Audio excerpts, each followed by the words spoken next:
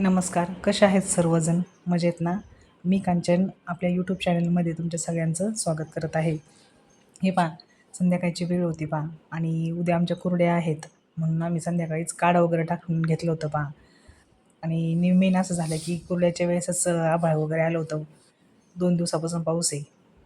म्हटलं आता पण सगळं तयार वगैरे झाला होता. पण मग रिस्क घेतली आणि कुरड्या करायला तयारी केली पहा आम्ही. आणि हे पहा चूल वगैरे रात्री सगळं तयारी वगैरे सगळं करून घेतली होती. सोऱ्या वगैरे सगळं काढून. आणि हा आपला राम सारखा मध्ये-मध्ये करत होता रात्रीच्या वेळेस. आणि हे पहा किती छान आभाळ आलं होतं आणि त्यात चंद्र पण दिसत होता पौर्णिमेमुळे. राम मस्तपैकी हातपाय वगैरे सगळं धुवून बाहेर गार हवेत खेळत होता पहा. देव, राम सगळेच खेळत होते. रामला म्हणलं, "चंद्र कुठे आहे?" तर तो म्हणायचा, "मला हातात दे" म्हणायचा. आता त्याला चंद्र कसं देणार आहे हातात? तर लगेच खाली अंग टाकून दिलं पहा त्यानी. रात्रीच कार्ड वगैरे सगळं तयार करून ठेवले होते. हे पहा कार्ड किती मस्त. आणि हे पहा दुसऱ्या सकाळी 5 वाजताचा व्हिडिओ आहे हा दुसऱ्या दिवशीचा. सकाळी आई चूल पेटवत होत्या पहा. 4:30लाच आम्ही उठलो होतो आणि त्यांनी मस्तपैकी ते चूल वगैरे पेटवून घेतली. चूल पाहिली का आमची कशी आहे? म्हणजे त्याला धरण्याची पण काही गरज नाही पडत. आणि मग मस्त पाणी उकळायला ठेवलं.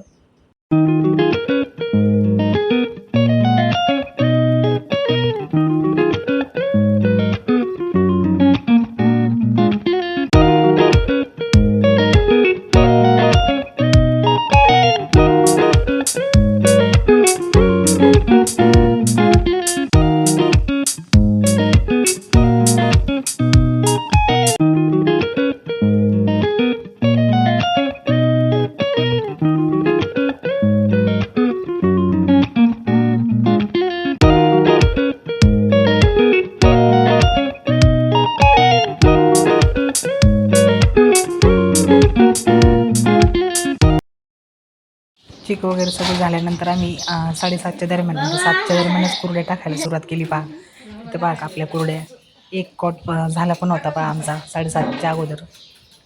आणि मस्तपैकी कुरड्या वगैरे झाल्या होत्या आणि पहा किती छान आल्यात कुरड्या.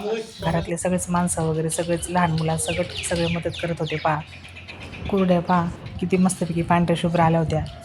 आणि 9च्या दरम्यान आमचं सगळं झालं होतं पहा.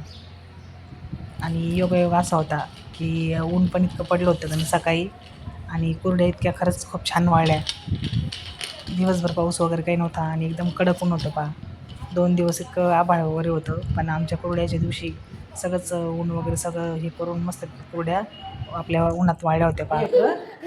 2 3 इकडे बघ माझ्याकडं 4 5 माझ्याकडे पाहिजे माझ्याकडे 6 7 माझ्याकडे बघा 8 9 10 11 12.